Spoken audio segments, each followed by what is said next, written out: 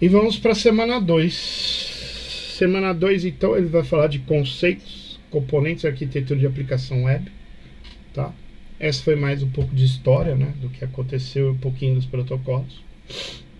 E aí a semana 2, então, ele vem falando dos conceitos fundamentais. O que é definição de aplicações web, né? Software que utiliza a internet como ambiente de execução, amplia o conceito de website ao adicionar funcionalidades dinâmicas. Né? Por que quer dizer isso, né? A gente agora tem páginas mais dinâmicas, né? Os primeiros sites, blogs, etc., sites que não modificavam com o tempo, né? Eles eram meio estáticos, né? Você acessava, tinha a notícia lá e já era. Hoje a maioria dos sites já tem um conteúdo dinâmico, ele vai modificando lá, né? O funcionamento, né? Depende de servidor web, requisições de usuário, protocolo HTTP e de respostas, né? O usuário deve sempre receber uma resposta. Isso aqui ele até falou na aula, né? Se você não... Qual a resposta você tem que ter? O site está fora do ar, tem que dar uma resposta, né? Um erro lá, falar está fora do ar, né? Ou está em construção, ou tá... Nunca recebi mais under construction. Mas no começo tinha muito site, você entrava, tinha... single pages, ó, o Rodrigo falou, é verdade. Single pages, eram as primeiras lá, que era bem estática, né? E aí normalmente você tem que receber a resposta, né? O usuário ele tem que receber, nem que seja uma resposta de que, olha, não tem acesso agora, tá fora do ar, né? A web, conteúdo dinâmico, né? Interação com o usuário, atualizações do servidor, acesso via navegador, maior facilidade de uso, né? Interativa, maior engajamento do usuário. Ele deixou um exemplo aqui, a Trello, né? As tradicionais, né? O resultado era extremamente estático, instalação local, né? Pode ser mais instáveis, sites mais estáticos e informativos.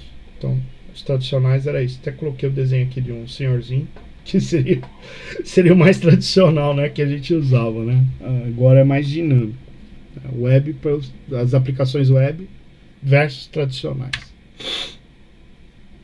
Quais são os tipos, né, que a gente tem? Então, a gente tem aplicações do cliente próprias instaladas, aplicações do navegador, que é o que a gente já conhece, né? Você acessa pelo navegador, servidor. E a gente tem ainda aplicações móveis, né? Que são aplicativos que você instala no celular. Isso eu acho que ainda está sendo um grande desafio, né? Porque hoje você tem aplicação que roda no navegador. Esse navegador pode rodar em todos os sistemas operacionais, então dá para rodar em Linux, em Mac, em PC. Só que aí veio o celular. E o celular ainda tem da Apple e tem do Android. Então você tem que ter uma aplicação tanto para Android ou para iOS, né? Que é o outro sistema da Apple. Isso eu acho que ainda é um desafio, né? E algumas aplicações que ainda estão instaladas no PC que usam a internet, né, para rodar. Aí vou relembrar um pouco você, a gente estudou isso no mês passado, ou semestre, não lembro, né, as arquiteturas, né? A gente tem a monolito, que é a mais simples de iniciar a aplicação, onde toda a funcionalidade reside em uma única unidade de implementação, né? Geralmente começa como monolito as aplicações, né, com o código único, acesso a um ou mais bancos de dados, né? A escalabilidade em um monolito envolve replicação da aplicação em várias instâncias para distribuir a demanda. Então, monolito é um sistema só. O cara escreve um sistema lá e ele está sozinho, né? É um sistema sozinho que faz tudo, né? Se a aplicação é pequena, ótimo, né? Quais são os problemas do monolito, né? Só para relembrando que a gente estudou isso no mês passado. É que se vai ficando uma aplicação gigantesca, né, vai ficando mais difícil de você achar os problemas e dar manutenção nesse software, né? E aí surge o que para resolver isso? Os microserviços, né?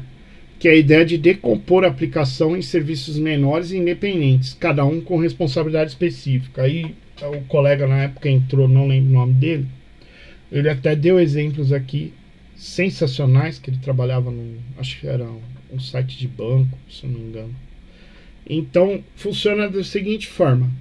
Você tem um site, né, onde você cria um código, sei lá, de vendas, vamos supor, que você vai vender produtos. Então, esse código de vendas, você criou um microserviço lá, que é o seu código para vendas, que vai ter os seus produtos, né?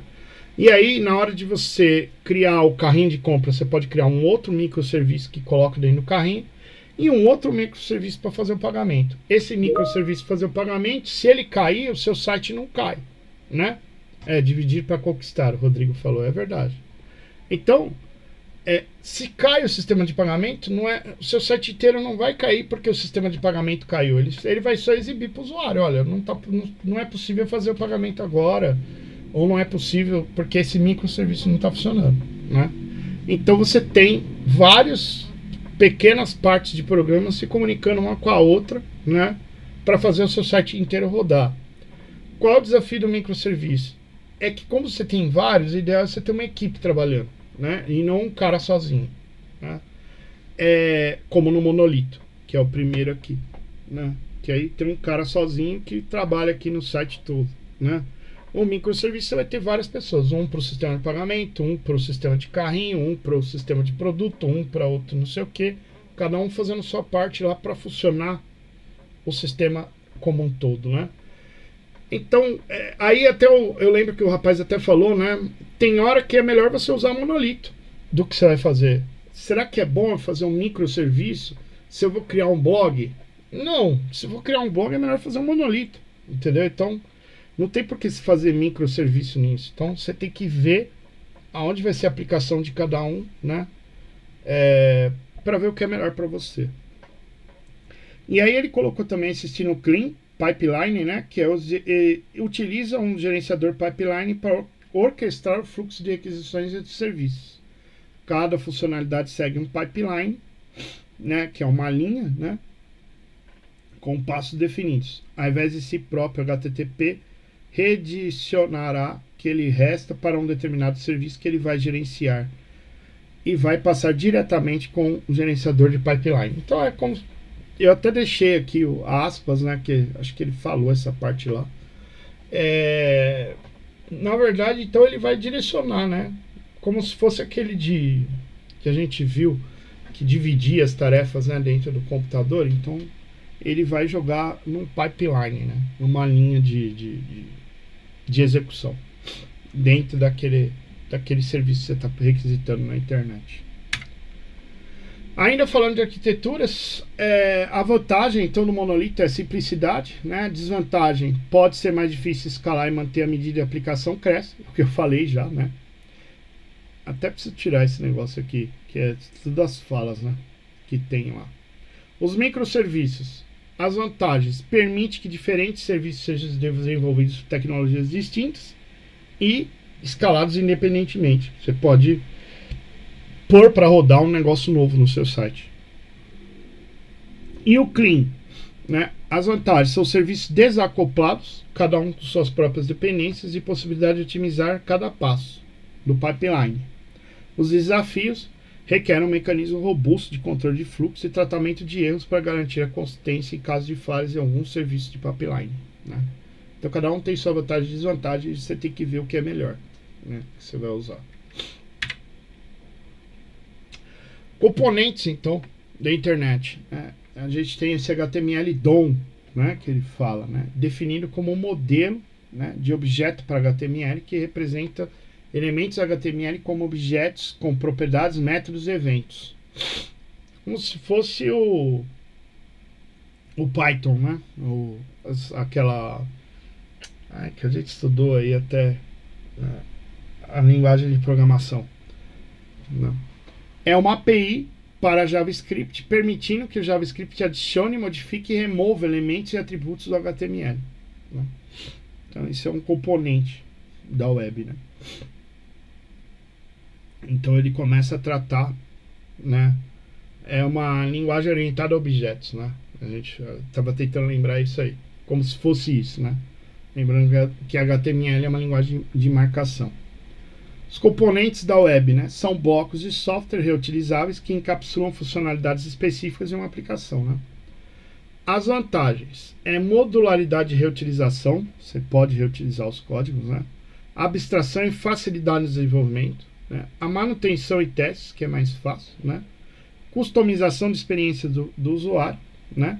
E o uso de templates, que seria modelos já que você tem, né? De HTML, JavaScript, CSS. Aí, para quem está em ciência de dados, professora de IHC, né? Interface humano-computador. Essa semana foi muito legal, até o Ricardo viu. Na terceira aula dela, ela deu exemplo do Bootstrap. Então, você pega lá o negócio meio que pronto. Ela vai criando a página na internet. Ela fala, eu quero criar um botão. Já tem o código no Bootstrap lá no framework. Você pega o código e cola. Então, é o reuso, né? Você não vai precisar ter que digitar 1 milhão de linhas, né? Você já vai utilizando o que está lá pronto, né? Então, a estrutura geral da web, né? A gente tem o HTTP, né? Que é o protocolo fundamental para a comunicação, permitindo que os navegadores façam requisições aos servidores, recebam as respostas, né?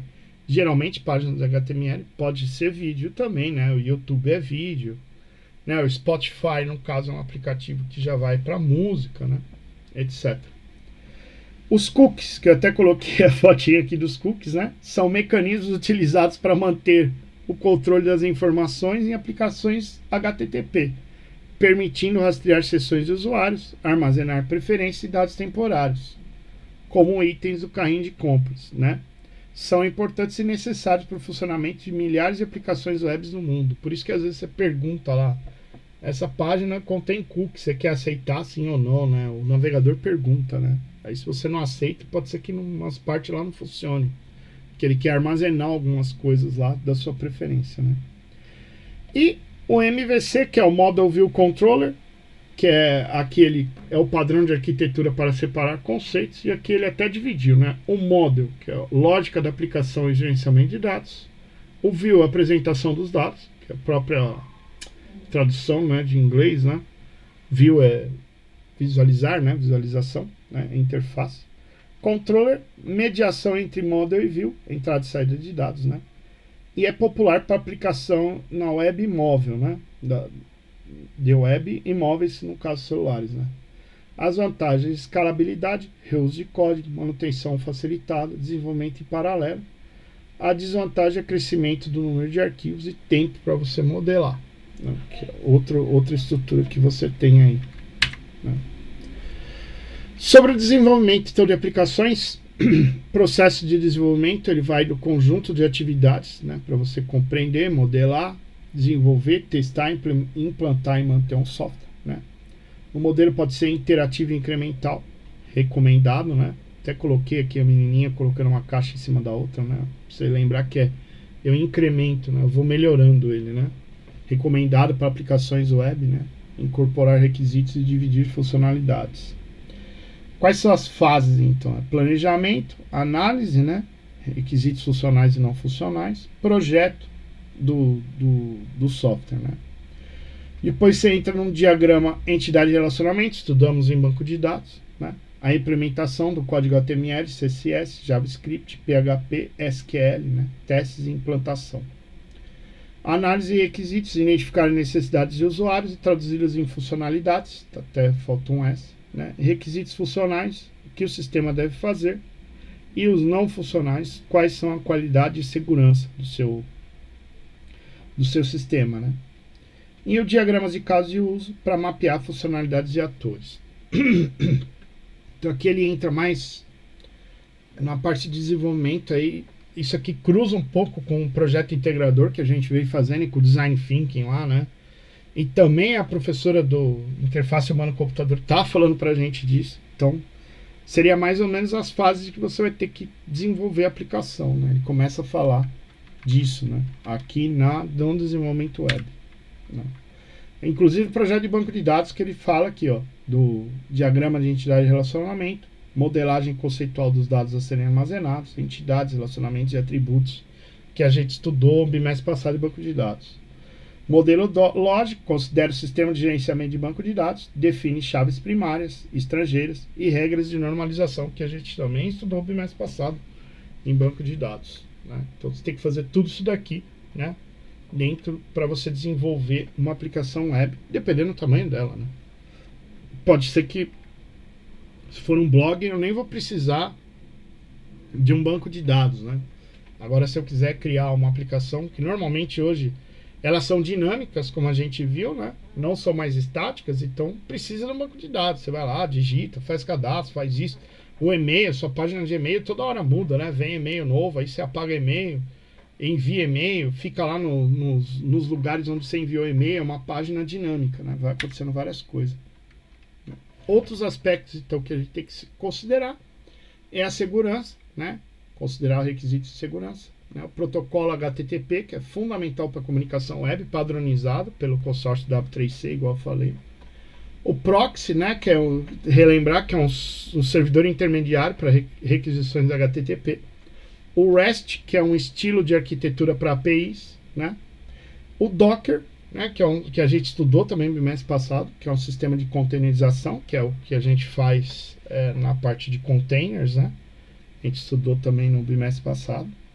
Computação em nuvens, que é a integração de aplicações web com o provedor de AWS, o Azure, Google Cloud, né? E a flexibilidade de acesso. Tudo isso, então, na parte da semana 2 que ele falou.